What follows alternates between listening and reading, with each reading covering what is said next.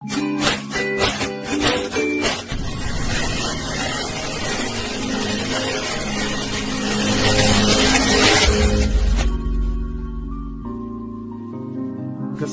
di dalam bisnis lebih sering datang kepada orang yang berani bertindak. Semoga yang nonton video ini dilancarkan rezekinya. Assalamualaikum warahmatullahi wabarakatuh. Selamat datang di DB Channel. Sobat DB, ini ada yang sangat perlu diketahui oleh para karyawan, karyawati, pekerja, buruh di pabrik. Sebab hal ini adalah merupakan hak-hak dari karyawan-karyawati atau pekerja pabrik yang apabila ini tidak diketahui oleh buruh, karyawan, karyawati, pekerja pabrik, dia akan rugi sendiri. Perlu ini diketahui. Apa itu? Para karyawan-karyawati, pekerja atau buruh di pabrik perlu mengetahui undang-undang ketenagakerjaan tentang hak-hak mereka. Sebab apabila mereka tidak tahu hak-hak mereka, hanya tahu kewajiban mereka saja, mereka bisa-bisa nanti hanya akan mengerjakan pekerjaan mereka yang menjadi kewajiban mereka. Tetapi mereka bisa-bisa tidak menerima hak mereka. Sedangkan dalam suatu pekerjaan, pekerja di samping harus melaksanakan kewajiban, dia harus juga menerima hak-haknya. Contoh, hak cuti. Karyawan perusahaan, pekerja atau buruh di pabrik perlu mengetahui hak cuti ini. Sebab ini hak mereka. Sesuai dengan Undang-Undang Ketenagakerjaan, ada sejumlah jenis cuti. Cuti tahunan misalnya. Cuti tahunan ini menurut Undang-Undang Ketenagakerjaan salah satu hak cuti karyawan.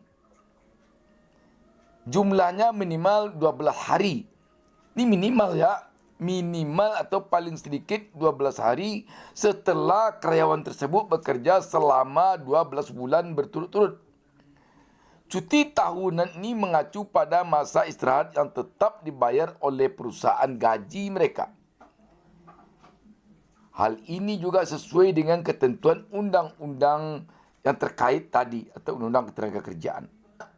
Para karyawan-karyawati, pekerja, buruh di pabrik perlu tahu bahwa ada cuti tahunan.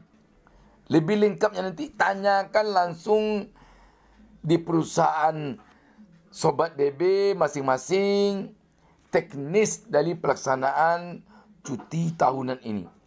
Selanjutnya ada namanya cuti besar.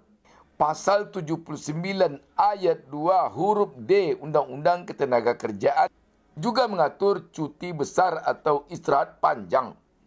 Istirahat panjang sekurang-kurangnya 2 bulan dan dilaksanakan pada tahun ke-7 dan ke-8 masing-masing 1 bulan bagi pekerja atau buruh yang telah bekerja selama 6 tahun secara terus-menerus pada perusahaan yang sama.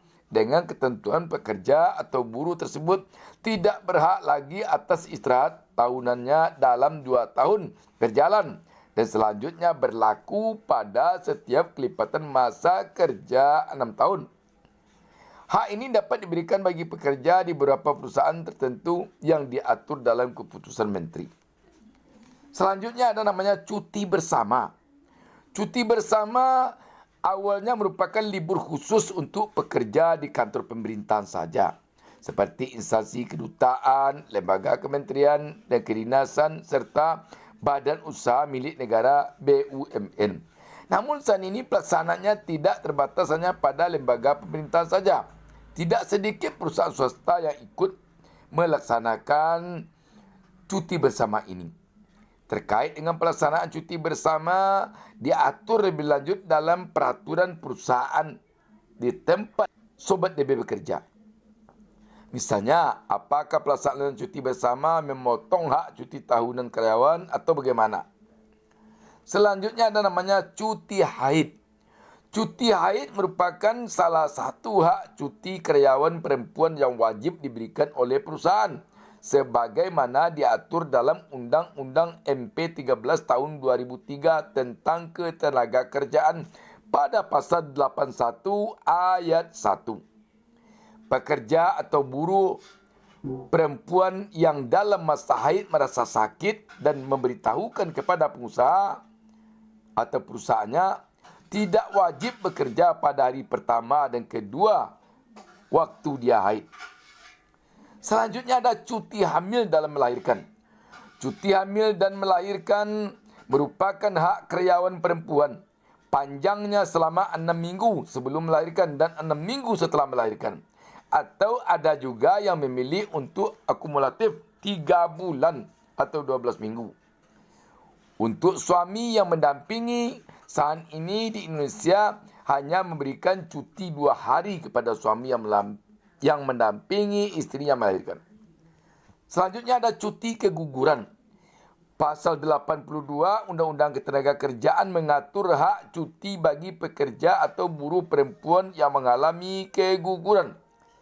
Pekerja atau buruh perempuan yang mengalami keguguran kandungan berhak memperoleh istirahat 1,5 bulan atau sesuai dengan surat keterangan dokter kandungan atau bidan. Sobat DB, selanjutnya ada namanya cuti sakit. Cuti sakit merupakan waktu istirahat yang dapat dimanfaatkan pekerja untuk memulihkan kondisi fisik. Ketentuan cuti sakit diatur dalam Undang-Undang Ketenagakerjaan pasal 93 ayat 2 huruf A. Termasuk di dalamnya perusahaan wajib membayar upah pekerja yang dalam cuti sakit. Jadi ini Sobat DB, pekerja, karyawan, karyawati, buruh di perusahaan, kalau dia mengalami sakit dan dia cuti, itu wajib perusahaan membayar gajinya. Jangan mentang-mentang dia sakit, tak masuk, gajinya dipotong. Tidak boleh menurut undang-undang. Dan ini perlu diketahui oleh Sobat DB yang bekerja di perusahaan. Perlu ini diketahui. Jangan sampai Sobat DB sakit 2 hari, 3 hari, gaji lantas dipotong. Itu tidak boleh. Selanjutnya ada cuti alasan penting. Pasal 93 ayat 2 dan 4 Undang-Undang Ketenagakerjaan mengatur cuti untuk alasan penting sebagai berikut. Karyawan menikah, cutinya 3 hari. Menikahkan anak, cutinya 2 hari. Menghitankan anak, cutinya 2 hari. Membaptis anak, cutinya 2 hari. Istri melahirkan atau keguguran, cutinya 2 hari. Suami atau istri, orang tua atau mertua atau anak atau menantu meninggal dunia, cutinya 2 hari. Keluarga serumah meninggal dunia, cuti 1 hari.